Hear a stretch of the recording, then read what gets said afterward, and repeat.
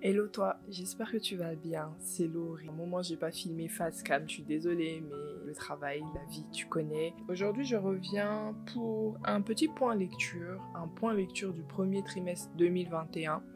Premier trimestre plus un peu d'avril mais on va tricher un peu, on va dire que c'est le premier trimestre. En tout j'ai lu 18 ouvrages, donc dans les 18 ouvrages il y a 7 graphiques. Donc 6 mangas et une BD. Il y en a pas mal que j'ai lu plutôt sur ma liseuse, plus de la moitié même.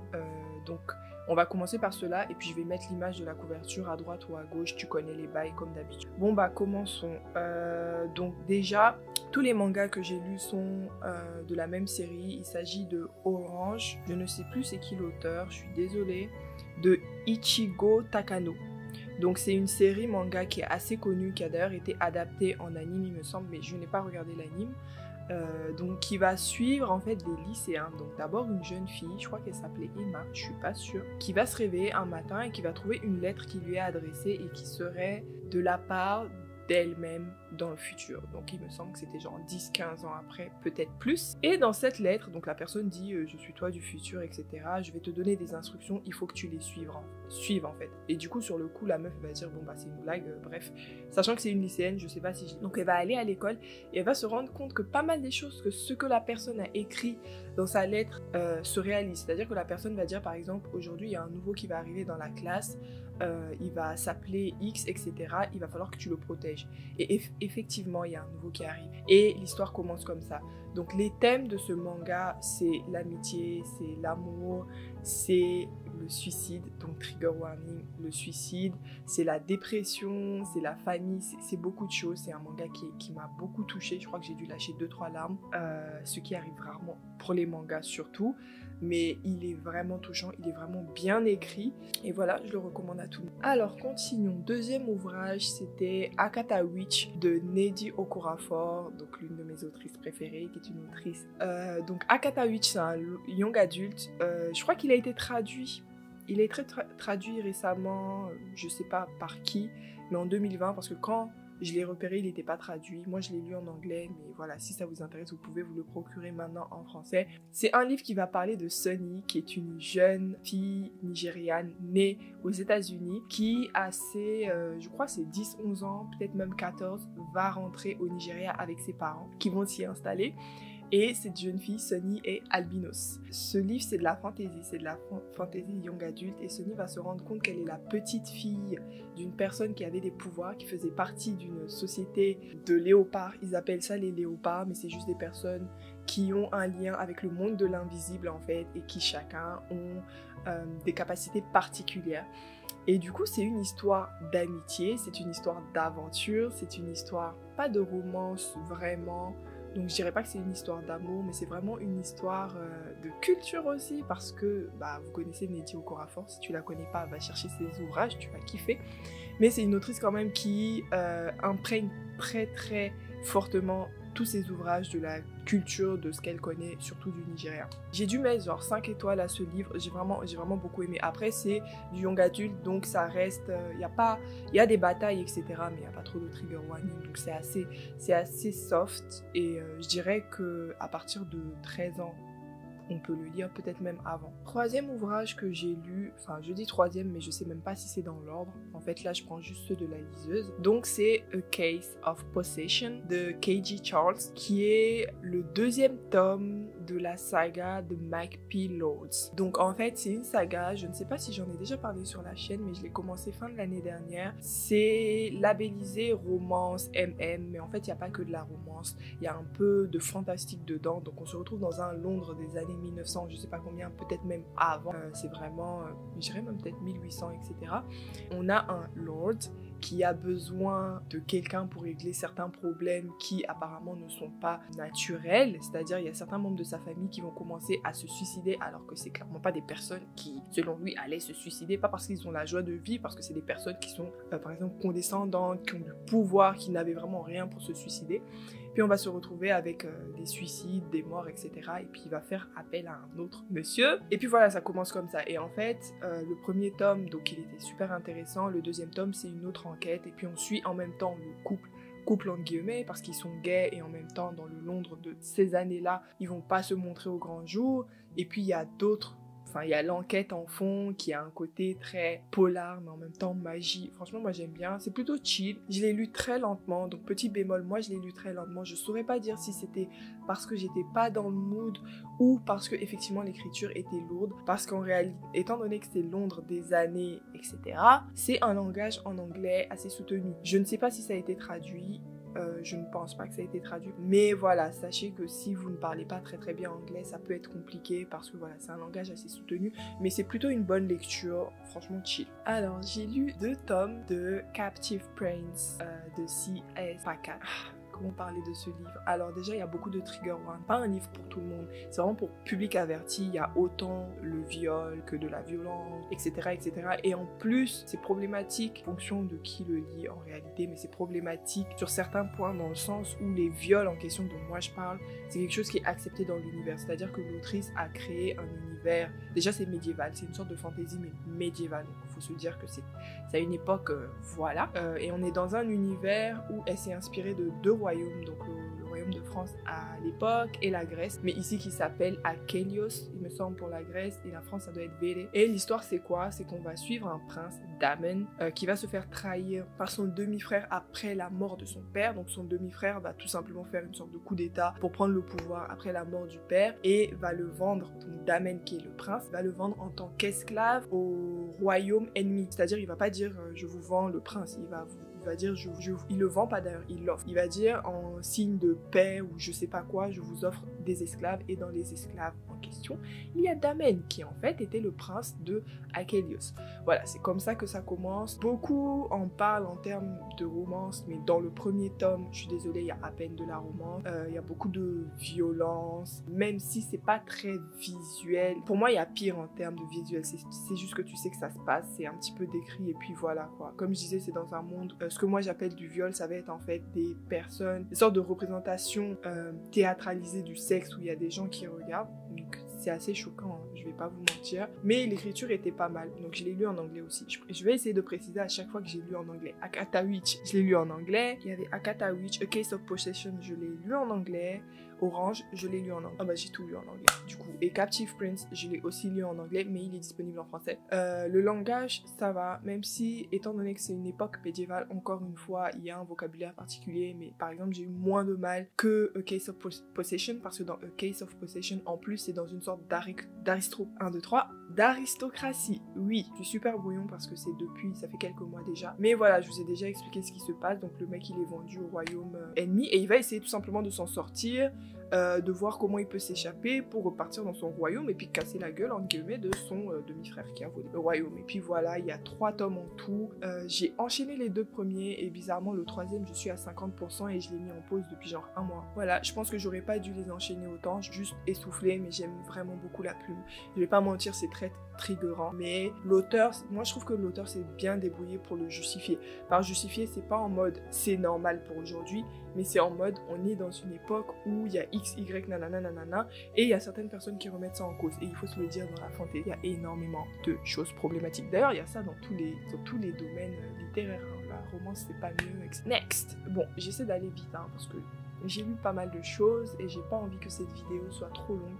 Donc j'ai lu The AI Who Loved Me de Alyssa Cole, qui est une autrice afro-américaine, il me semble, j'espère ne pas dire de bêtises, de romance générale. Donc The AI Who Loved Me, c'est une novel qu'elle a faite récemment, je crois que ça date de genre 2020, ça doit être super récent. Je l'ai lu aussi en anglais et celle-là n'est pas traduite. Donc c'est une romance où on va suivre une jeune femme dont j'ai oublié le nom parce que ça fait trop longtemps, qui en fait va revenir d'une sorte d'hôpital. On va se rendre compte qu'en fait elle a eu un traumatisme, elle a eu un accident.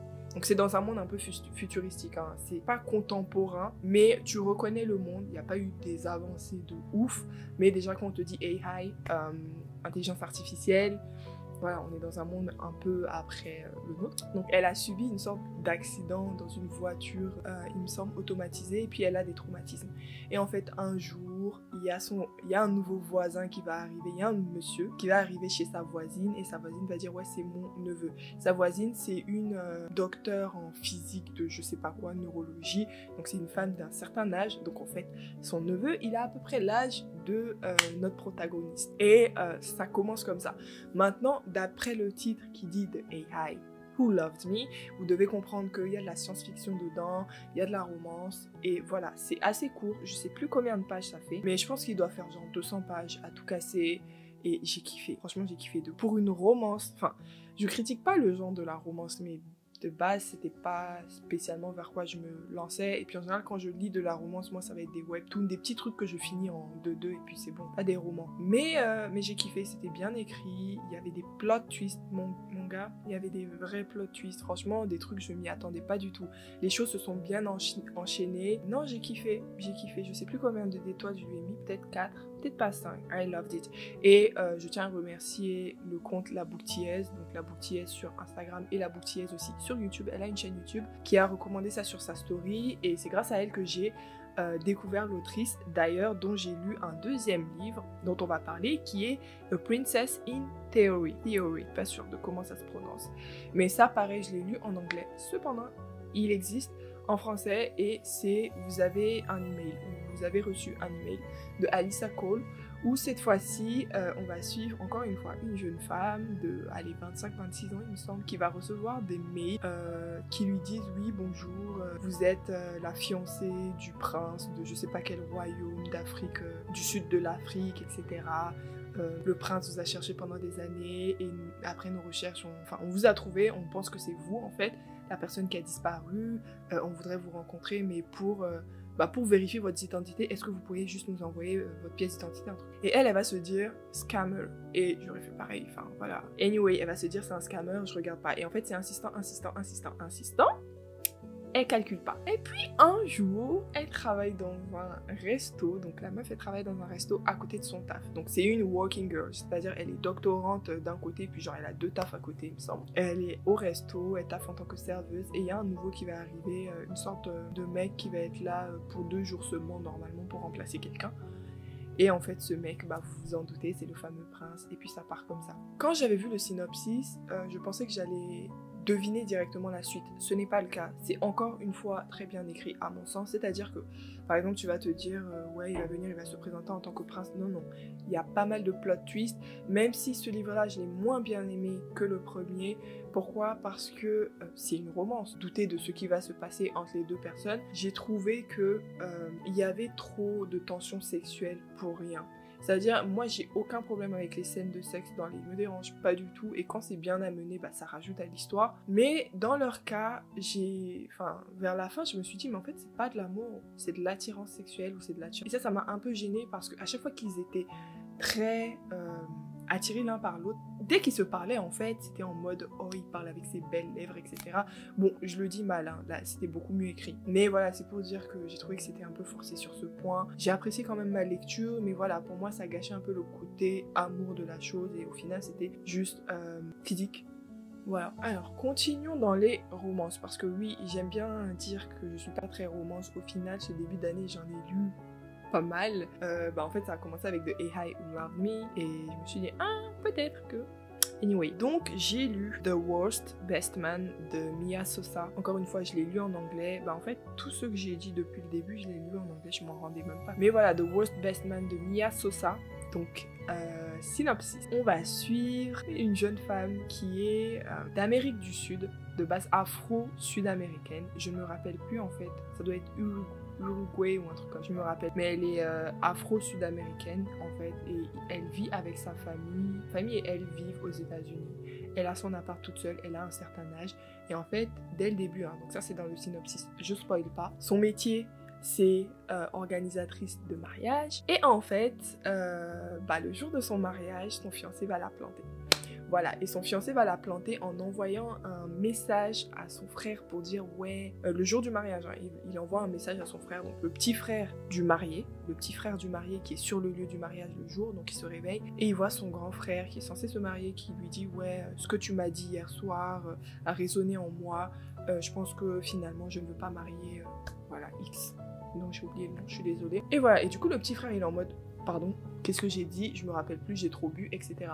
Donc il se retrouve dans l'obligation d'aller lui prévenir la femme parce que le gars dans le message, enfin le futur marié, le potentiel futur marié a dit clairement qu'il viendrait pas du tout à la cérémonie. Donc c'était à son petit frère d'aller annoncer la chose à la famille et à sa fiancée. Donc forcément, vous imaginez ce qui se passe, hein. Il va annoncer, il se fait détester, il se fait chasser, tout ce que tu veux. Et des années après, il me semble que c'est 3 ans après, elle se retrouve à devoir travailler avec les deux, qui travaillent ensemble dans l'entreprise de leur mère. Ça commence comme ça. C'est une romance. Je n'en dis pas plus, sinon je vais spoiler. Au tiers de la romance, je commençais à être un peu énervée parce que c'est un schéma. Je réfléchis en fait parce que j'ai envie de spoiler, mais en même temps, enfin c'est un petit spoil, mais je sais que j'aimerais pas qu'on me spoil même un petit peu. Donc je vais mettre un bandeau spoiler, je pourrais avancer jusqu'à ce que ce soit plus là. Donc le spoiler que je vais dire ne résout pas toute l'affaire, mais on s'en doute dès le tiers en fait. C'est-à-dire je spoil un tiers du livre. Ok, ce qui va se passer, c'est que c'est une romance, elle va pas se remettre avec son fiancé, ça on le sait dès le début. Pour elle, enfin c'est une meuf qui a du caractère, c'est une working girl, tout ce que tu veux, elle va clairement pas se remettre avec lui. Le truc c'est que la romance va se diriger plus vers le frère, c'est-à-dire celui qui est censé avoir gâché son mariage.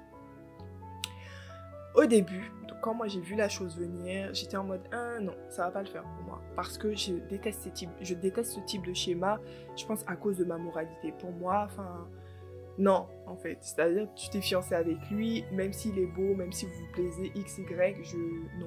En fait, tu vas pas aller te mettre avec le frère de ton ex-fiancé ou, dans son cas, te mettre avec l'ex-fiancé de ton grand frère.